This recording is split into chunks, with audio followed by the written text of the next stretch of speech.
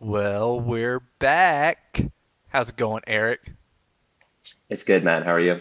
All right. Well, for those of you that are new to us, which is probably almost anyone that's listening to this, it's welcome to the Next Man Up Injury Podcast. We're a group of physical therapists, a la Eric over there, and me, an athletic trainer, Matt, or as I like to say, a sports medicine specialist, because most of the time when I say athletic trainer, people have no idea what I'm talking about, and they think I lift a lot of weights. And I can tell you, I have not been in the weight room for a very long time. So, but what we try to do here is we all play fantasy football. We try to give advice about injuries and how that can affect your fantasy football team. Today we're missing Patrick and Richmond, two other physical therapists that usually join us on the show. But today me and Eric are just doing a duopod for everyone. So Real personal. exactly personal, and as people that if they've listened to the show know, we're definitely the ones that don't get sidetracked and go off on tangents and stuff like that. So we'll see how this goes. We stay on script. Yeah, and never edit anything. So, Yeah. usually we record on Wednesdays and then have it up for the NFL week on Thursdays. Today we're recording on Sunday, probably release it tomorrow, Labor Day. So, nice long weekend, and people have a week to listen to it almost to prepare for their week one matchups. Now, today I kind of wanted to start with Eric. Did you ever see over the off season the weird Tua's doing judo training to help with his concussions topic?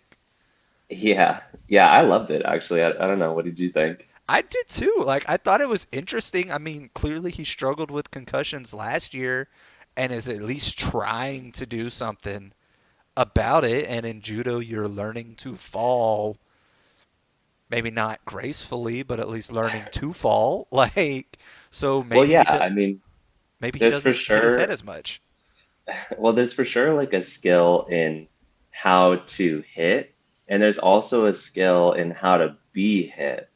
And I think that's the one of the main intentions of judo is, you're not just ragdolling to the ground. There's a strategy in every moment, and there is cool research to support the way that you train for judo is going to empower and strengthen your posture muscles, and it's going to help prevent some whiplash. And I think what Tua is doing is he's taking every moment of the off season to focus on what really is his biggest risk to his success, which is his health. So I think he's being really smart. And like, I think if anyone watches that Netflix series Quarterback, you'll see Pat Mahomes doing the same.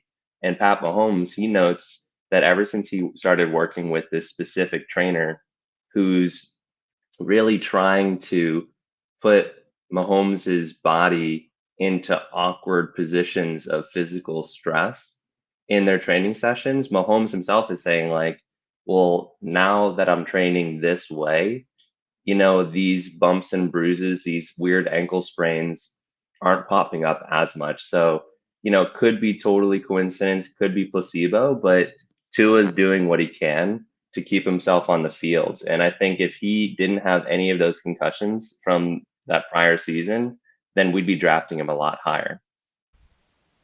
I would agree. I mean, I know he's a big target for me in best ball because he's going at about QB 10, but his receivers are going in the first and second round. So the math ain't mathing there because someone's got to get them the ball, and unless Tua barring injury, it's going to be him. So why not take shots on him?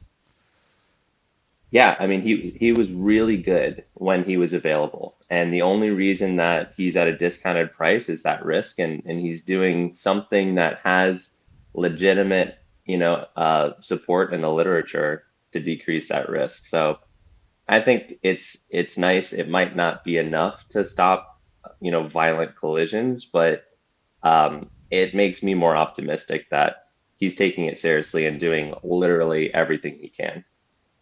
Oh, for sure, for sure. So, that's all you can do, really.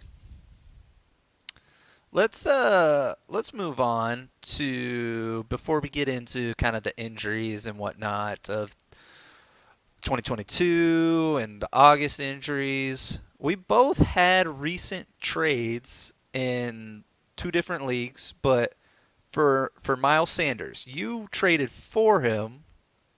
I traded him away. So we'll start with yours. You traded Jimmy Garoppolo, a 2024 fourth and a 2023 first for Miles Sanders and a 2024 second. So I'm curious, what pick was the 2023 first, and then sort of what is your thought process behind this? Yeah, so this was a dynasty league in a 12-man league where I had a few 2023 firsts accrued, and I'm competitive this year and probably for a few years afterward. The pick that I traded, the first over or the first round pick, ended up being Quentin Johnson, which he was on the board at the time of the trade. And this happened during the draft. So I knew who I could draft, but what my team really needed was another running back. I had Bijan, and I had Saquon Barkley, and that was it. And other than that, my team was solid. I had solid wide receiver starting capacity. I had solid wide receiver depth, and I knew that QJ is obviously really hyped for his dynasty value, but probably this year he wasn't going to give me enough value to remain competitive throughout the season. Rookie wide receivers usually um, usually like contribute at a legitimate level later in the season, and with QJ, it just seemed like there was enough going on in his camp and the things that were said about him in preseason where he really might be a delayed start guy. So for me to get Miles Sanders, bolster my running back room, and something to help me with youth in the future, it felt right. Yeah, I don't hate it. Your reasoning's solid. Me personally, I think I'd rather have QJ, but I understand the process there and can understand why you did what you did. Because Miles Sanders is definitely a win now piece and is also a ticking time bomb of when the wheels will fall off of him. But they, I mean, there's no other competition for him at the running back position in Carolina, and there's not a whole lot of weapons on the receiving core there either. So they got to give someone the ball.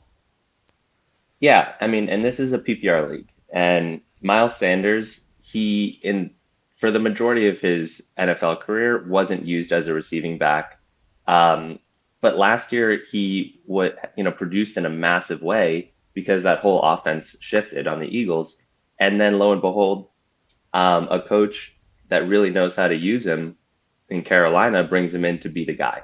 And he's virtually the only startable running back on that offense. He's going to be featured. The only player that could take touches from him from the backfield is Chuba Hubbard.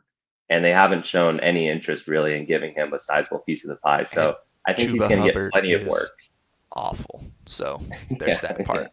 Um, yeah. I think he'll get some work. so, no, I like it. Like I said, I like your reasoning. So hopefully it helps you win now and you get that championship this year. Thank you. But I see that Matt, you gave up Miles Sanders and Jalen Hyatt for 2023 pick 3.12 and a 2024 first and third in a single QB league. Yes. So single QB dynasty league. My other running backs are Ramondre Stevenson, um, Aaron Jones, Travis Etienne, and now Isaiah Pacheco because I made another trade after this one, but which I can mention if you want me to. And it does involve the 312 that I got.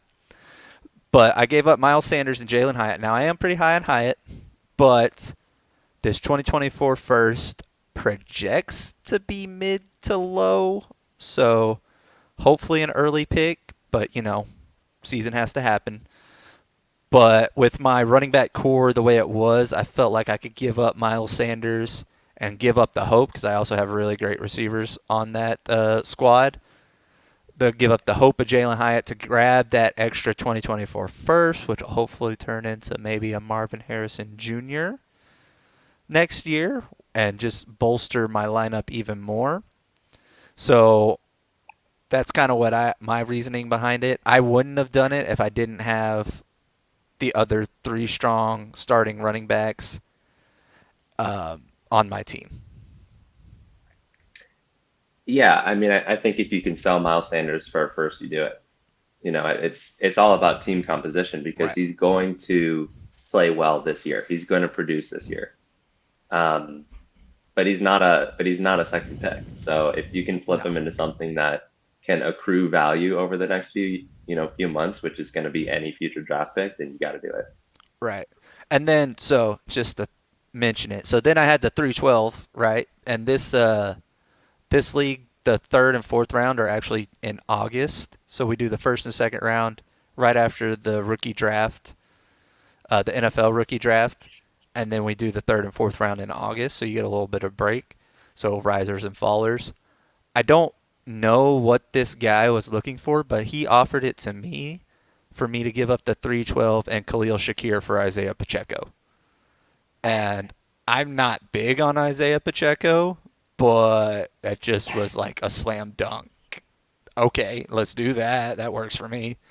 Type pick. I think he was higher on Shakir because that kind of happened when Shakir was kind of getting the buzz in camp and everything, and now he's back down to like the fifth option there Yeah. in Buffalo. Yeah, I So mean, no, I think this is so true with camp hype. And this is why if you're in a dynasty league, you have to be active virtually year round because like you would never be able to make this trade today.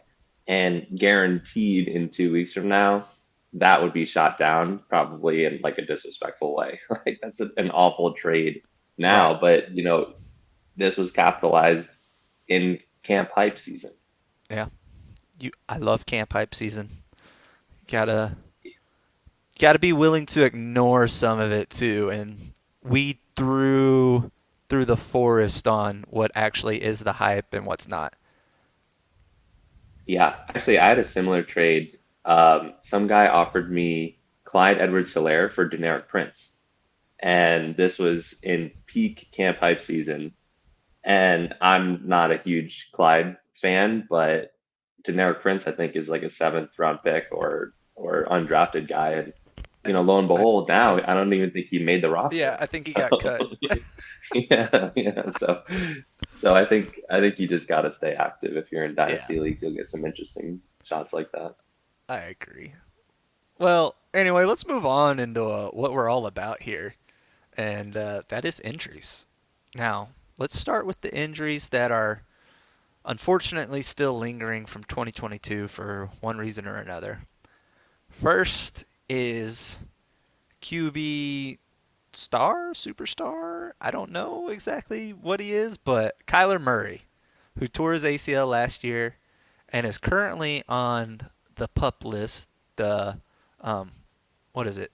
Player unable to perform list. Is that what it stands for? Hmm. To start the year, so he's going to miss at least the first 4 games.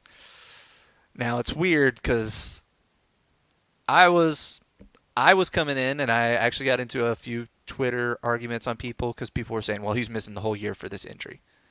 And I was like, I mean, there's a chance he starts the year. Now, obviously, that didn't happen because he's missing at least the first 4 games. But if you're Kyler, you got to want to be out there. But also, if you're Arizona, you kind of don't want him to be out there. So, what's going on here?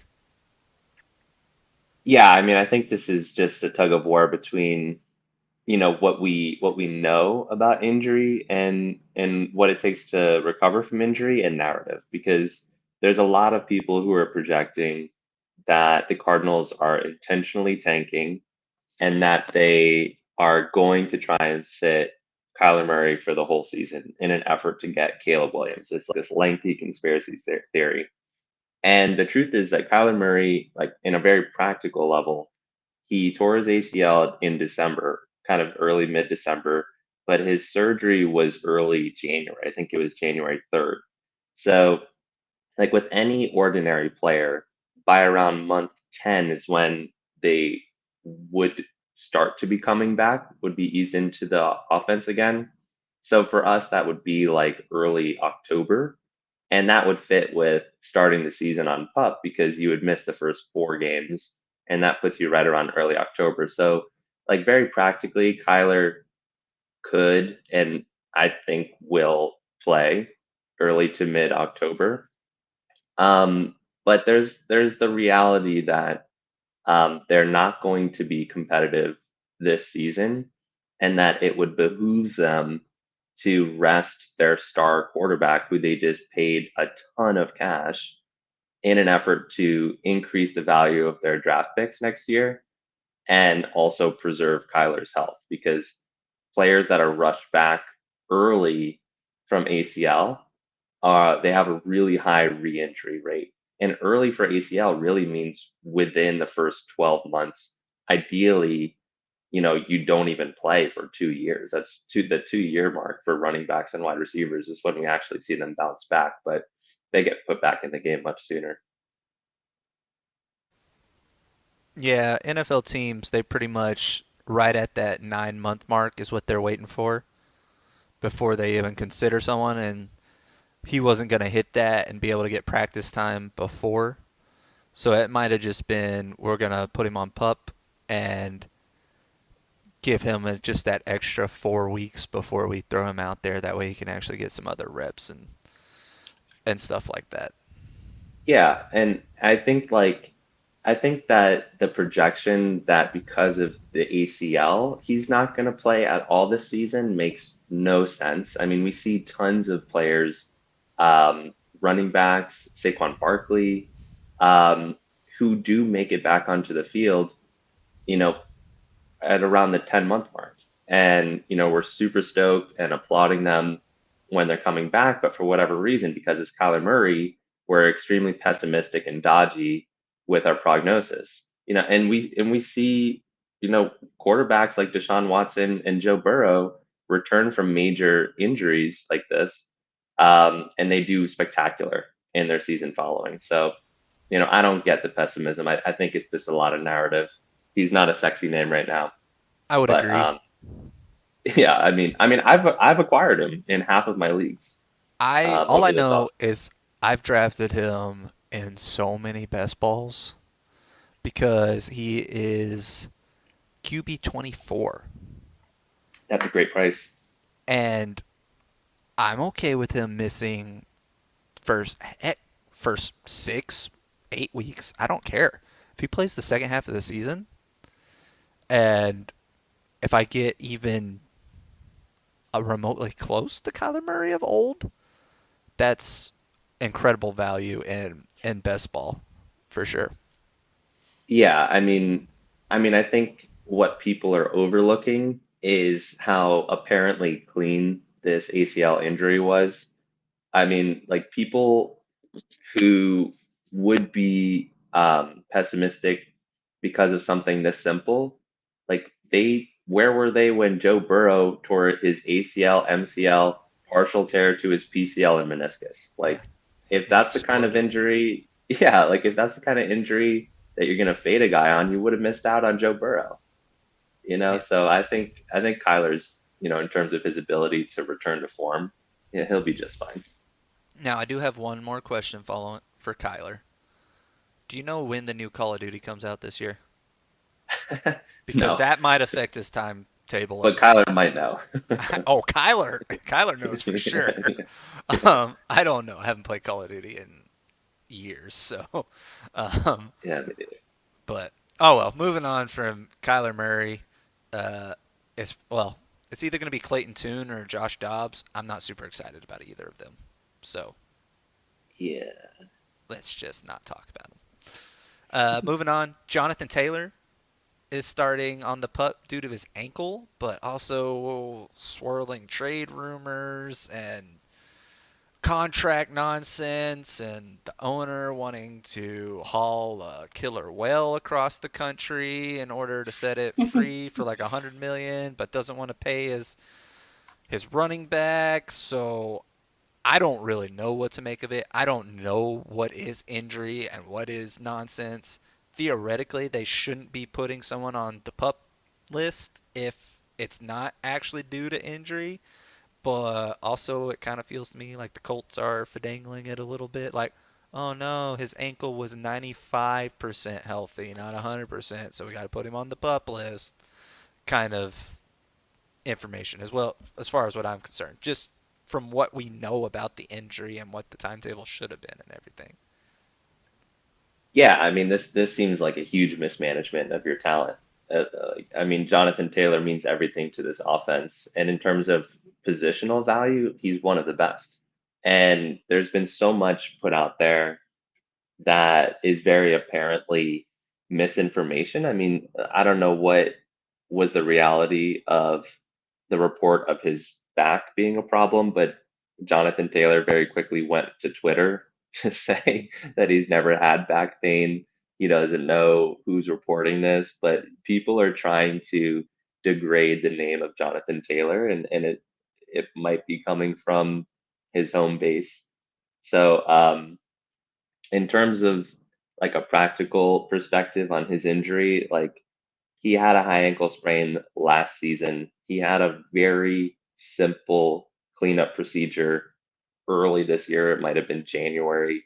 You know, Cooper Cup had a more severe injury and a more significant surgery, and no one was concerned about his recovery in the ankle. So, you know, I think that there's just a lot of swirling narratives with Jonathan Taylor, and the biggest concern is will he hold out? Yeah, it's honestly crazy. In the meantime, Deion Jackson looks like starting week one. Possibly Zach Moss after that, because Zach Moss is recovering from his own broken arm in training camp, which I don't even think we put on the show docs because it's Zach Moss, and I Zach who? forgot I forgot about him until just now. So We do yeah, our homework. look, if you're looking to have a fill in for Jonathan Taylor, those are your guys. I'm probably trying to go elsewhere just because we've seen in the past what Deion Jackson does with Jonathan Taylor out, and it's usually not very good. And especially with the offense that looks like it'll probably struggle due to having a rookie QB who is actually probably the RB1 now. Yeah. Yeah, I mean, I think if we saw anything from the Colts preseason games, like it's not going to be a very pretty offense. There's going to be a huge, um, incompletion percentage from Anthony Richardson, lots of scrambles, and it probably just means a stalled offense and, fantasy production that's focused on Anthony Richardson, essentially. Well, as long as Anthony Richardson doesn't throw for 15 or more touchdowns, I'm good. Did you place a wager? Oh, yeah, he Yeah, did yeah, with Richmond. with Richmond. I have a wager with one of our other hosts that's not here right now that Anthony or gosh, what's his name? I'm even blanking on what's the QB's name? You just said it. Anthony Richardson? Richardson. I was gonna say Johnson, and I was like, that can't be right. Won't throw for more than 14.5 touchdowns. So um, I don't know. We'll see. Moving on. Brees Hall ACL looks good and ready. They pretty much activated him the first at exactly that 9 month, like to the day from his surgery. They activated him. He started participating in 11 on 11. He didn't get any preseason game work, but he looks ready to roll for week one. The main concern I have is Dalvin Cook signing, which had his own shoulder off-season surgery to deal with, and how is that gonna work out between them? I am not concerned on Brees Hall having that traditional running back struggling year one following his ACL. Funny enough, the closest comp probably to him is Dalvin Cook, Adrian Peterson, Todd Gurley, all of which just dominated their that first year after ACL surgery. The main concern is what does the workload look like between him and Dalvin Cook? Yeah, I mean, I think it was a genius move by the Jets, who are in a win now window. They have this year and maybe next year, very unlikely a third year to be absolutely competitive with Aaron Rodgers at the helm. So, signing a guy like Dalvin Cook who wasn't that, efficient last year, but knows the game. He's a veteran in the backfield. He's going to protect Aaron Rodgers when Dalvin's back there. That's huge. And it gives Breesy the opportunity to not carry the load, the entire load, especially early on. So I think this is going to be a fluid situation for Breesy managers. I think you'll get some ups and downs, but definitely this is a back half of the season boom play if you get him on your roster at a reasonable cost. Yeah, I think a lot of it was just insurance from the Jets. They Yeah, pushed their chips in when they signed Aaron Rodgers and their star running backs coming from ACL, and it is common to have hamstring strain afterwards or a slight step Chris back. Godwin. Yeah, There you go. So they were like, look, let's get this other guy in here. That way, if something does happen with Brees, we have another back that we can just give the ball to and not have to be too concerned. yeah, totally. I mean, totally. And it's important to remember, like, yes, we are looking at this 2 year after ACL injury window for when the athletes are really at their best again. But like you said, like Jamal Charles, I think is one of them, Dalvin Cook, Adrian Peterson, like all of these guys have had very good first year back from ACL injuries. And what we look for to predict this is the type of athlete. They have to hit certain expectations by way of athleticism and production and draft capital Yeah. um, to get that opportunity and to probably fit that category. So Breeze definitely fits that category. He's going to be good this year. It's just a matter of how much do they give him the rock early on. Right. I loved him in best ball. I mean, Oh, for sure. so I think he's my highest drafted player, honestly. Nice. So come on, Brees. Um, so last kind of injury from 2022, and this one's really surprising with how quick he recovered. Javonte Williams, who tore his ACL, what was it, MCL, and a hamstring tendon, right?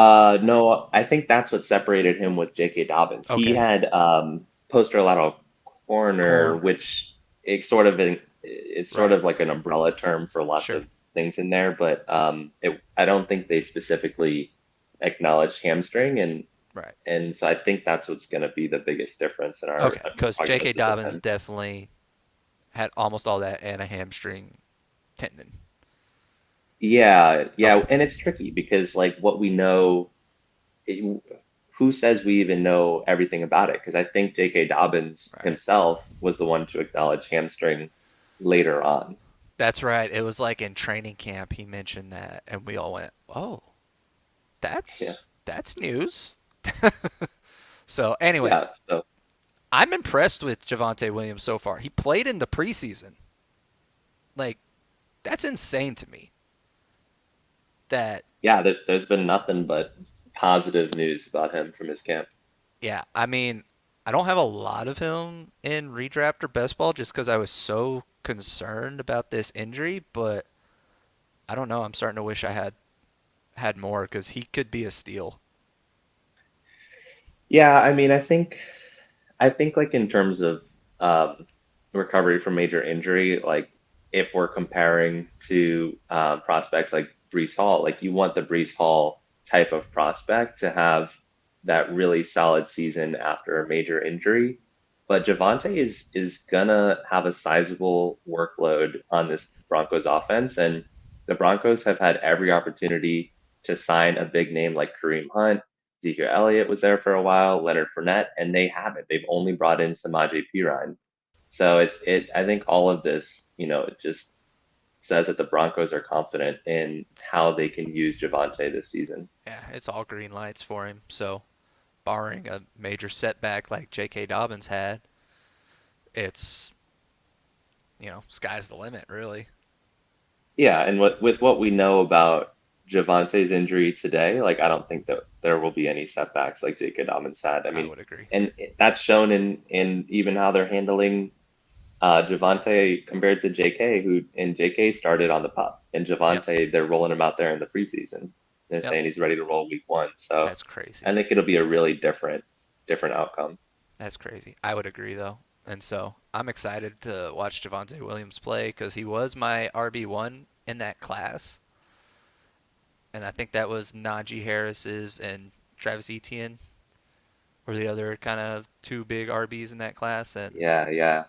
I mean, I know those were the big three, but I kept getting kind of dirty eye looks from people when I would say Javonte Williams is the RB1. So he can still prove me right. So I'm hoping.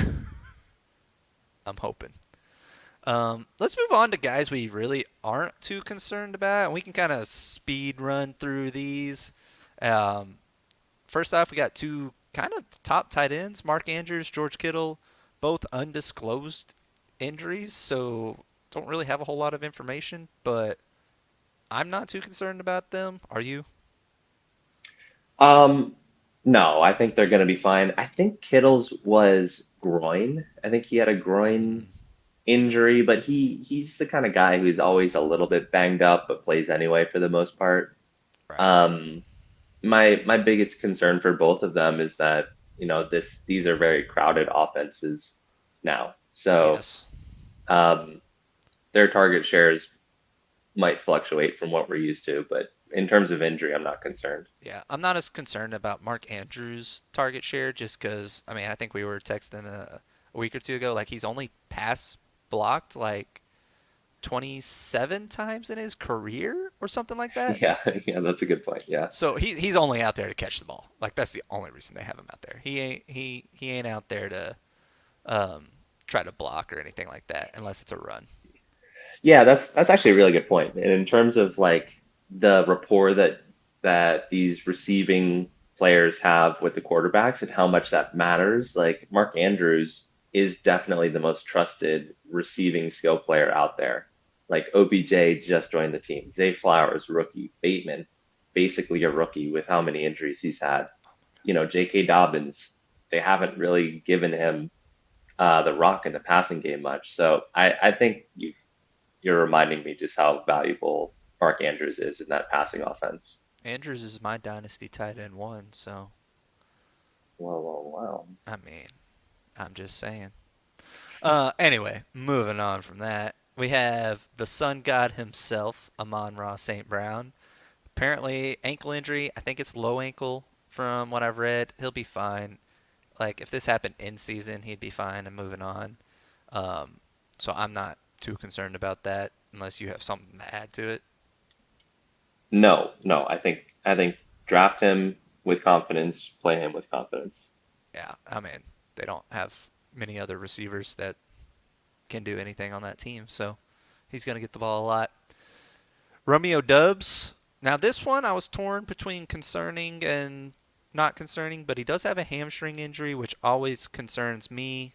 And we're gonna have a few others talking about later that have some hamstring injuries. Kind of the reason I left him here is he's not as high tier of a receiver as the other ones we're going to talk about later. So preseason hamstring injuries always concern me just with their rate of re-injury.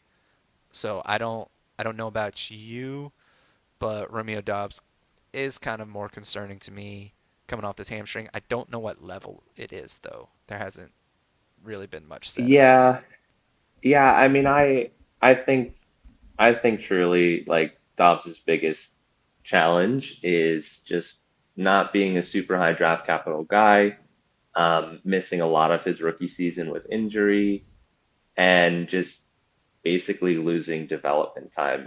And that's the same concern that I have with Bateman. And I mean, he had obviously, I think, higher draft capital, but both of these guys have missed a lot of early development time in their offenses, and it's easy to get past when that happens. Yeah, I think people miss that part of it. Sorry, I'm going to go off on a tangent here. Because I think we've talked about before where we've debated like ACL being healthy, unhealthy, and coming back from injury. I think missing training camp due to an injury hurts players more than the injury itself necessarily because they're not there for the coaches to see them, to work them into game plans, to practice. And so, unless they are that higher tier, like they're going to get the rock kind of player, I think it affects them quite a bit to miss training camp. And I think that's what we see with like ACL injuries and other major injuries. I don't know. What are your thoughts on that? It's kind of a working theory for mine, but No, I think we see it all the time. Like if you are a higher draft capital person, then they clearly want to put you out there. They probably have better tape on you from college. They trust you more, if you're in the backfield to block well for the quarterback and to pick up those blocks. If you're a wide receiver, to block well when it is a running play downfield a bit. It's there's a lot that goes into it by way of earning the trust of the coaching staff and the quarterback, but also just in refining your skills and taking your game from college level, maybe not in a large conference even, and elevating your game to the NFL level. Um, and if you're missing that in camp, and especially getting the reps in the season, your rookie season, God forbid you also miss a large chunk of your second season like Bateman has, then a lot of your development that allows you to take that year two, year three jump is not going to be there. And I think your yeah. probability of being relevant on that offense decreases significantly. Yep. Yep. Let's move on to a pair of Dolphins here. Jalen Waddle has an abdomen injury, and Devin Achane has a shoulder injury, is what they called it. Seemed to be AC joint to me based on film and just kind of the timetable to return. Both of them don't seem too concerning, but there are some question marks, especially with Achane to start the season. So basically, is it Raheem Mostert's season? Or as some Yeah, may call him, Raheem must start? I think he is a must start. I mean, this is a guy that played with the 49ers with Mike McDaniels in the 49ers. McDaniels brought him in. He trusted him last season. I think as long as Mostert is healthy, you really should be playing him in your flex spot because he Yep. doesn't have the only thing when he's healthy that's been the thorn in his paw has been the workload shifting off to Jeff Wilson, and worrying, is this going to be a Jeff Wilson game? But you don't have to worry about that. So you're saying we get 3 solid weeks with Mostert and then probably the Achane show after that? And then who knows? And then question I don't marks. know. So, but Waddle's ab injury concerning. Not. I'm not. No, I think Yeah. we see this all the time. Lots of wide receivers, especially, they pop up on the injury report for, Yeah. an No. abdomen thing and they play right through it. So Yeah. I think especially with an off-season abdomen, he'll be fine. Yeah. And we haven't heard about it being needing surgery or anything like that. So he'll be all right. No. Hawkinson has a back slash ear ache slash he just got a big contract, so I think he's all healthy now. Yeah. So I don't really think there's a whole lot to say there. I think a lot of it was I want to get paid, and I'm gonna milk these kind of little things until I do, and then they paid him. So I Yeah, don't I see think anything I think there. he's the perfect example of how context plays a role in the information that we get on player injuries. Like, players can report injuries, report issues as much as they want. And if there's a contract in that's hanging in the balance, then maybe these get over reported. Or maybe you ask, your agent to leak it to somebody who reports it, or whatever it needs to however it needs to happen. Yeah. And maybe some of that is what's happening with Jonathan Taylor, but this is a good example of how misinformation can be spread. But if you're not looking at um, pending contract situations, or zooming out a bit on what else might be happening with this athlete, then you might be going down rabbit holes just by accident Yeah. Rabbit holes are fun though. sometimes. Sometimes. Uh, moving on. Rookie wide receiver Jackson Smith Njigba fractured his wrist. Seemed they haven't said exactly what it was, but he had a surgery. Seems like it was scaphoid to me, which is one of those small bones, small carpal bones in your wrist. Already practicing again, a la with a big cast on, but there's a chance he's back week one. Like, what do you think about JSN? Yeah, I think he misses 3-ish weeks because that scaphoid is a really vulnerable wrist bone. It has really poor vascular supply, so it's not going to Mm-hmm. get the blood flow, and that means that it heals really slow. And in a worst case scenario, like for some of these carpal bones, these wrist bones, like you are worried about um, poor healing and it requiring surgery if that is the case. So I think, given the state of this offense, they have plenty of pass catching weapons. They're not relying on him early. I think it's very easy for them to ease him back into the offense and not risk catastrophe. Yeah, I would agree. Of all the first round picks, it seems like Seattle's pick of JSN was such a luxury pick. That was Such just a like surprise. it Actually, was. both of them with Zach Charbonnet in the Oh, second well, also. that one just pissed me off because I wanted the Cowboys to draft Charbonnet, but Yeah. it is what it is. Speaking of Cowboys, Tony Pollard, as a Cowboys fan, I was super concerned, not with the injury itself, but just with the injury, which he fractured his ankle last year towards the end of the year, mixed with he's never been given that full workload, mixed with oh they're gonna bring in Leonard Fournette, oh they're gonna bring Zeke back, but now we're almost to the season and none of that's happened. So is it you know all aboard the Pollard train now, like the Pollard Express? I mean, yeah, I see him as definitely a top five ceiling back this year. But what do you think? You're the Cowboy I savant. don't know. I can't be reasonable when it comes to the Cowboys because I want him to be so great because I want the Cowboys to win. But then, as a Cowboys fan, I'm just so pessimistic every year because we haven't won anything in my lifetime. So I don't know. I can't give reasonable advice when it comes to Pollard. Okay, well, if I was to say anything, we know that Pollard is a hyper efficient back.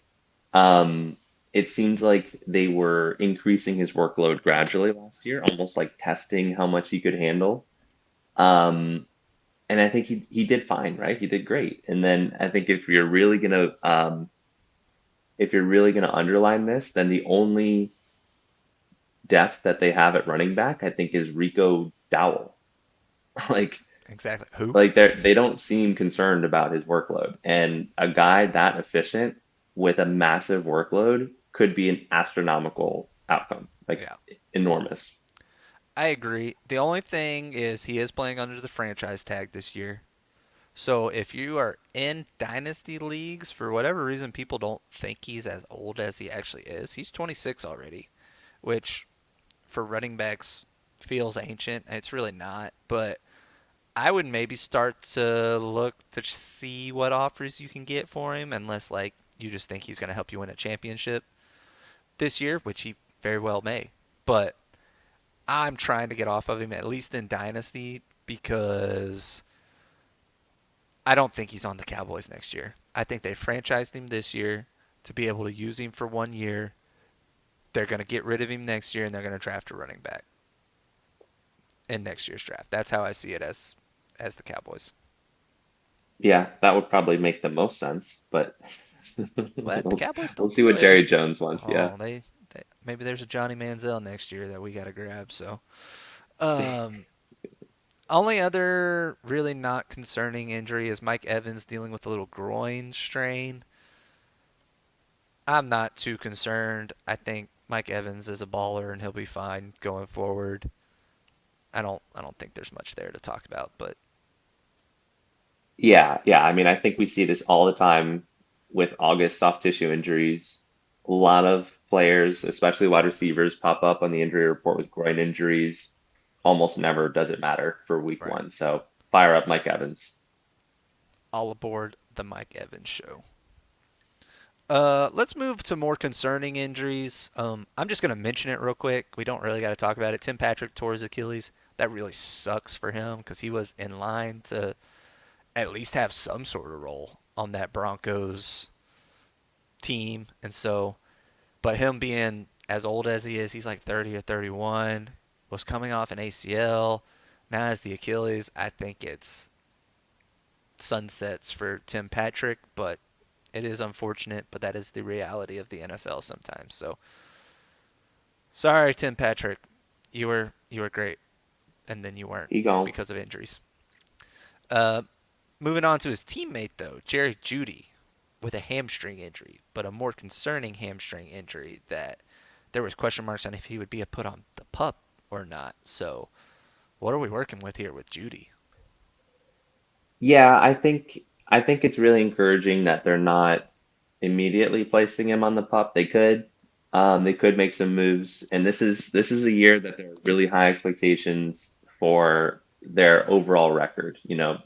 Playoffs or bust, pretty much. It seems like there's been a lot of hype over Sean Payton, Russell Wilson, and so they could be making moves to support this offense in lieu of Judy absence, and they're not. So it makes me really feel like they're expecting him to be out there. Now, what we know about hamstrings this late in the August offseason is that even if Judy plays, there's a realistic probability that he's on a bit of a snap count, and that could really harm his performance in the first even 2 weeks. So you might be playing him in your flex.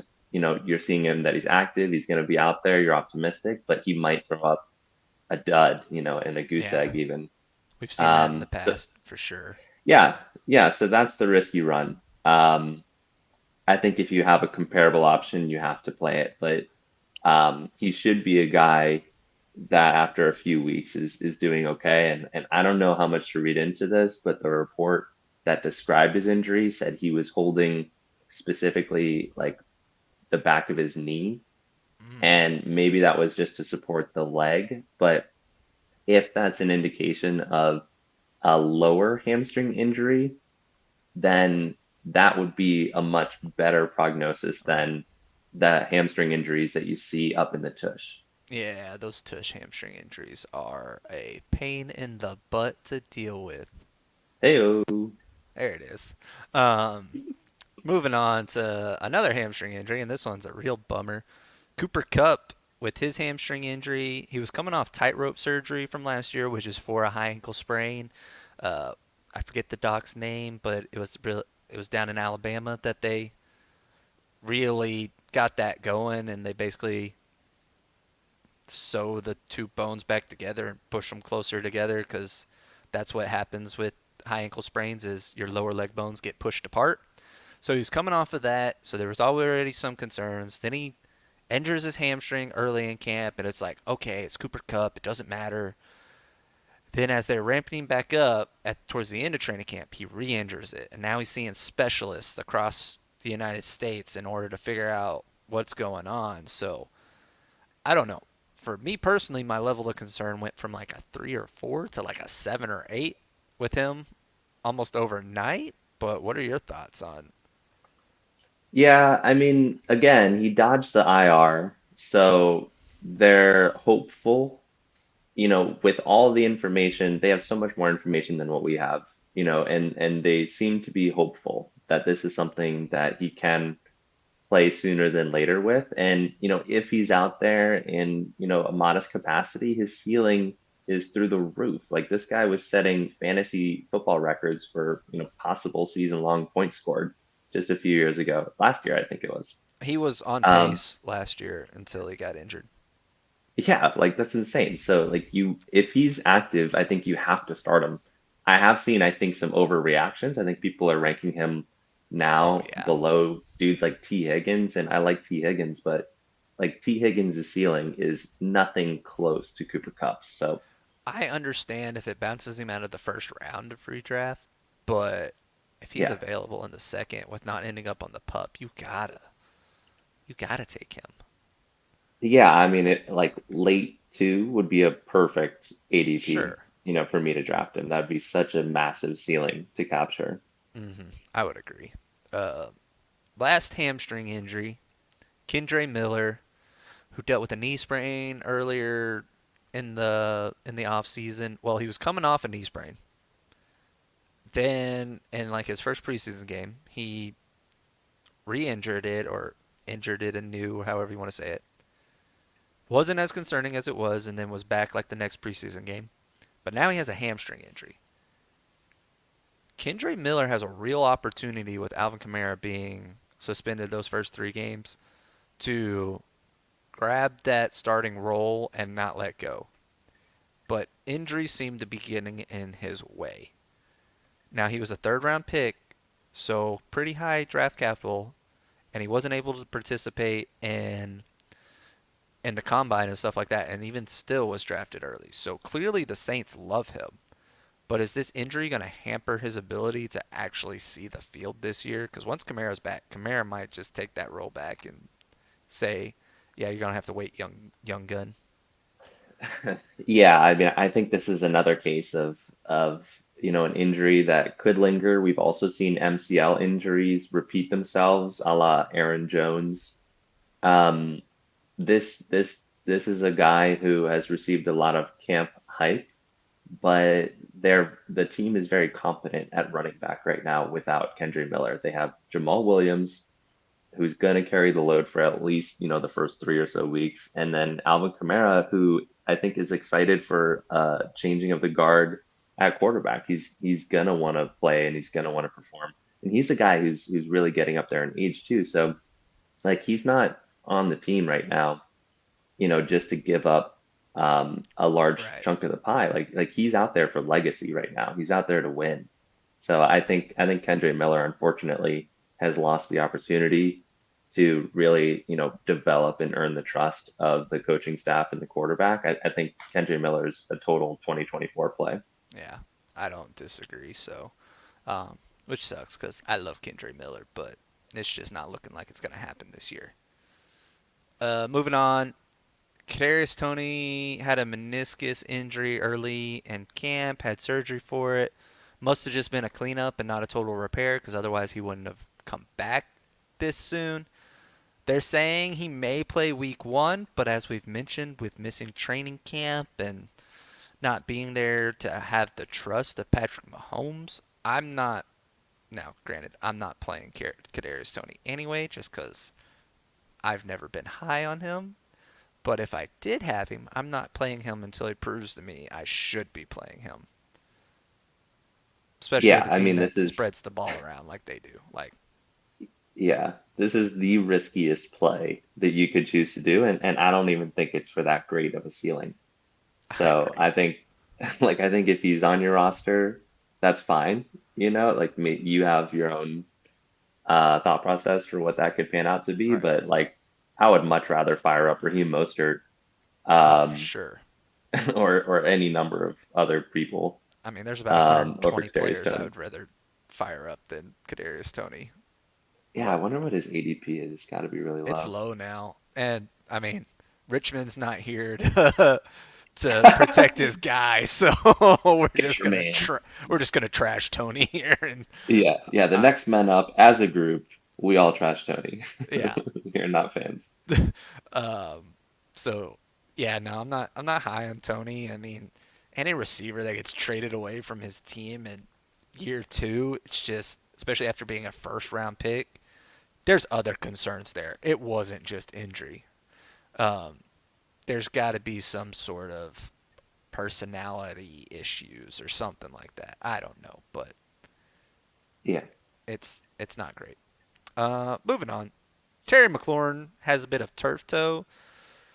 This can be problematic with receivers, especially when they're planting and having to cut, and the big toe plays a very big, um, very big portion of being able to do that. Luckily, he's not on the pup list, but are we concerned about Terry McLaurin? No, I'm really not. And actually, I think he's gotten a pretty good discount for the type of performance he's going to give your team. You're right that like this big toe is necessary when you're lining up, at the line of scrimmage or when you're going through your cuts and your routes. Like you need the flexibility of that toe, and it's not something that you can maybe finagle like Najee Harris tried to do, last season with the steel in his boot. Like you need your foot to bend at this skill position. But we know also that there's a wide spectrum of how this toe injury could play out, Yeah, and most likely this is more on the mild to moderate side. And so really, like I think your worst case scenario is, maybe he misses a week or two, maybe he plays, but on a bit of a snap count. The yeah, dude is pretty good. He's efficient. Like when he's out there, I think you'll get a pretty good outcome. And the best news is that these types of injuries really haven't shown to be recurrent. So, yeah, once he's over it in the next couple weeks, you got original Terry McLaurin out there again. yep. I would agree, and I think he has. I think Sam Howell's going to go out there trying to sling it and prove that he needs to be the starter going even after this year. So Yeah, Terry he's got a good McLaurin, deep ball. he does. I mean, a lot of people had him as a first round pick last year, and then he dropped to the fifth. So Yeah, kind of not good. crazy. But moving on to another receiver, we've talked about him a bunch, so I don't think we really need to hit on this. But Bateman, big concern for us due to that not having developmental time, drafting of Zay Flowers. I was a big Bateman guy, but I'm just not sure it's going to happen now. Yeah, yeah. Unfortunately, I think that he's missed a ton of development time. And this is an offense that was kind of giving him the wide receiver one position when they traded away Marquise Brown. But he's missed so much camp. Even this season, he's missed so much camp. I think he just rolled up to camp like a week or two ago. He's missed a lot of live reps in the last, 2 years. And now this offense is flooded with really solid first round wide receiver. You've got OBJ, who is legendary and is also a diva in that offense. Like he's going to get the ball. And of course you have Mark Andrews. So I think Bateman went from sort of like shoe in for wide receiver one position and that target share that's associated with that to, like fringe wide receiver two, three. Yeah, Um, no, I and I don't know. I agree. Like it's hard to trust Bateman going forward until you see it. I don't think if Bateman would have been balling out that they would have drafted Zay Flowers. So I don't know. Well, my dog's barking, so I'm gonna go let him out. You talk about Matt Stafford. Okay, okay. Yeah, so I mean, Matt Stafford had this probably the most serious injury last season, and it seemed to have made him contemplate retirement. He had a central cord injury, so in the way that his head whiplashed and was snapped backward, it actually compressed his spinal cord and caused numbness and tingling into his arms and legs. Um, the dude, I think he's like 37, like he's at the end of his career. And I think the Rams realized that when they asked him to take a pay cut, and his camp said no, which is fair. I probably wouldn't I would either, too. but if you're just being asked to do this, Hey, will um, you mind taking a pay cut for us and still yeah, play for us? But, yeah. we just don't want to pay you as much. No. Yeah, I mean it's a similar category risk of Tua, where Tua has had so many brain injuries, and then you have Matt Stafford who has another central nervous system injury, just his is in the spinal cord. Um, so I think it's a really big risk category. And honestly, I think the difference is that Matt Stafford's ceiling outcome when healthy is way less than Tua's Yeah. ceiling outcome when healthy. So, Yeah. Stafford's a guy that I would be pivoting off of when his value rises a little bit after the S- first couple weeks. Yeah. Stafford is a big retirement risk with just the amount of injuries he's had. His wife already wants him to retire on whatever podcast she does that she talks about him on. Um, yeah, if you can move off of him, do it. But you're probably holding the bag in a dynasty league with him. Yeah, So yeah, actually, I did just trade away Stafford for it was Stafford, something in a three for Bateman and a two. okay, And it's not a trade that I really like what I'm getting, for a starting quarterback in a super flex dynasty league. Um, but I just really like to this point, like I just really felt like the value of Stafford is only going to decline. And you're either caught holding the bag or you get some pieces that could gain value over the next few months. right. Yep. Nope. I agree completely. So that pretty much does it with all our injuries. My goodness, that was longer, and we talked about more than I thought we would, but it's pretty fun. Do you wanna talk about the charity league that we're in? Spend a couple minutes on that, or do you want to Yeah, save it? let's just mention it because Okay. I think it's a really cool thing for Okay. sure. So me and Eric, we joined a charity league this year. It's a redraft league, but it's known as the Hunger Games Charity League. Um, Doug, aka the Fantasy Moose on Twitter, kind of put it together. He's really big on mental health. He runs a bunch of other leagues. I'm in a dynasty league that he runs, and a portion of the winnings actually goes, or I guess the portion of the entry fees goes to a charity league or a charity every year, and that in this Hunger Games league, the way it works is me and Eric are on a team in a single 12-man league, and we can only trade with each other. And every time we trade, we have to, or we're supposed to donate $1 to charity. I'm blanking on the one that was chosen this year. I know it's something to do with suicide prevention, though. So honestly, it's going to be great. It's been fun so far since we're on a team. The draft was really interesting and trying to plan out how we were going to draft. And, well, if I draft him here, we can trade him later on and flip flop. And, I think we have Cooper Cup and Jonathan Taylor and Kyler It looked Murray so good at the time.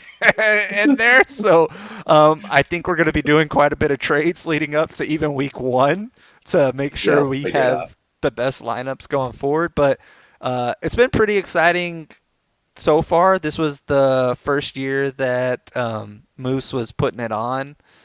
So it's kind of a test run this year. And, if it all works out, he'll do it in the future. And I'm sure we'll keep doing it going forward. So I'm excited for it. It's been fun so far. It added a new spin to redraft that I hadn't really seen in ever. Yeah, yeah. So follow along on Twitter, and you'll see the moves we make and how the season pans out. Yeah, and we'll probably talk about it a little bit on the pod. So anyway, that that does it. That does it. Eric, where can people find you? Yep, I am the fantasy football Nighthawk. You can find me on Twitter at FF underscore Nighthawk. And you can also find us on gridironratings.com. Yep, gridironratings.com. That's who kind of sponsors us right now and helps us put all this together. They made our excellent background and give us access to StreamYard and the ability to talk about injuries. So we love them over there. There's lots of good stuff and more great stuff on the way, including other podcasts to check out. I believe there's a IDP one as well for those Hmm. of you that are into IDP. Um, I'm the fantasy at Fantasy Ferret on Twitter. I pretty much only talk fantasy football on there. I mute people that talk anything else pretty much, especially if it gets egregious. I don't want to see politics on there. I don't care about the NBA. I'm only talking football. So, um, yeah, that does it. Thank you for joining in and hopefully tune in again sometime. Adios. Peace.